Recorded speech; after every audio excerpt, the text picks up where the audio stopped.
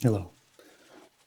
Thank you, everyone, for coming. I have to say, hearing everyone speak is not something that I ever expected to be hearing. The kind of judgments that I've heard in the last 3 years, particularly in the immediate aftermath of the decision to come forward, are not the kind of thing that would lead anyone to expect that this would be the future. And yet here we are. I have to say, I am deeply appreciative. I'm moved beyond words by the outpouring of support from the people here, all of you for coming, and around the world, especially from the world's 3 leading human rights organizations who have brought us together here today: the ACLU, Amnesty International, and Human Rights Watch. And I must say, while I am grateful for the support given to my case, this really isn't about me. It's about us. It's about our right to dissent. It's about the kind of country we want to have, the kind of world that we want to build. It's about the kind of tomorrow that we want to see, a tomorrow where the public has a say. History reminds us that governments always experience periods in which their powers are abused for different reasons. This is why our founding fathers, in their wisdom, sought to construct a system of checks and balances. Whistleblowers, acting in the public interest, often at great risk to themselves, are another check on those abuses of power, especially through their collaboration with journalists.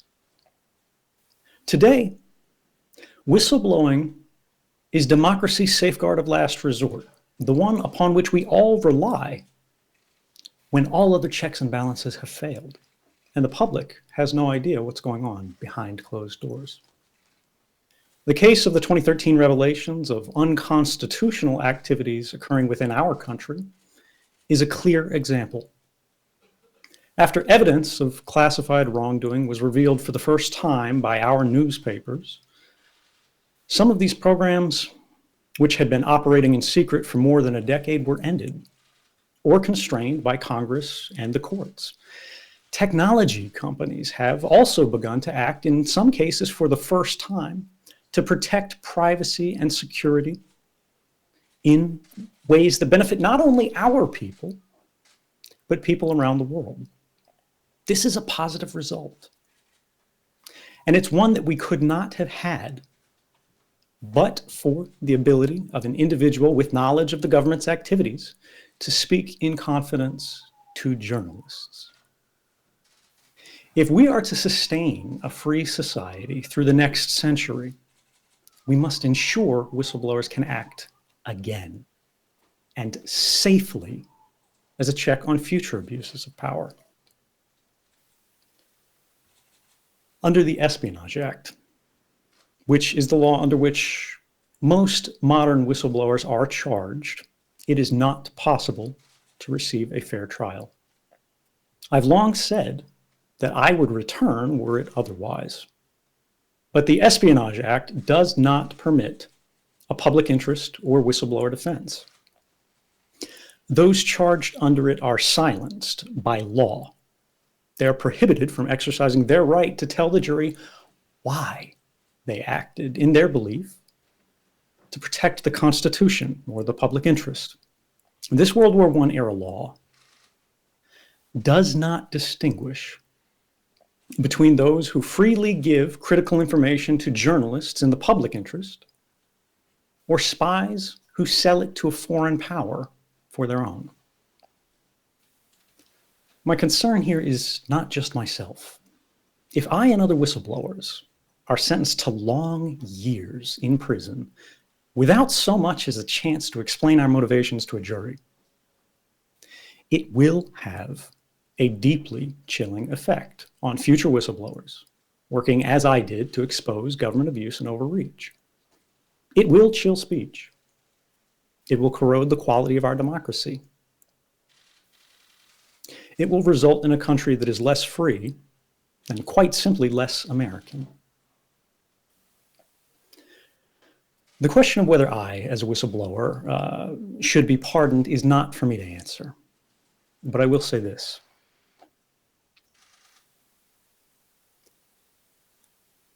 I love my country. I love my family. And I have dedicated my life to both of them.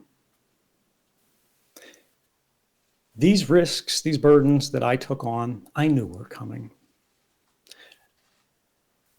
And no one should be in a position to make these kind of decisions. That's not the kind of place that we're supposed to be. But it doesn't have to be. Of course, I look forward to coming home. But I cannot support the persecution of those charged under an Espionage Act when they have committed no espionage. And this is a duty that I believe we all owe to those yet to come. In a final note, I'd like to applaud the technologists, our scientists and leaders who, since the history of mass surveillance broke, have sought to resist this new and accelerating trend of overreach into our private lives. These efforts, their efforts, to enforce human rights through new means are protecting dissidents from oppressive regimes the world over. And it is only by this prioritizing the improvement of our computer security above our occasional desire to defeat it that we will be able to protect critical infrastructure such as power grids, air traffic control systems, and water supplies in the years to come. We live today in the greatest crisis of computer security that we have ever seen. And in this time, when hacking and computer network attacks occur frequently and without warning, we must maintain the courage to remind even the well-intentioned, but perhaps ill-advised, that the science here is clear. Reliable, uncompromised encryption is our only effective means for keeping our lights on and our roads open. This technology and the things that have accelerated in the wake of this reporting makes us safer, and it must never be weakened. With that, I have to say thank you to everyone. You have my heartfelt thanks to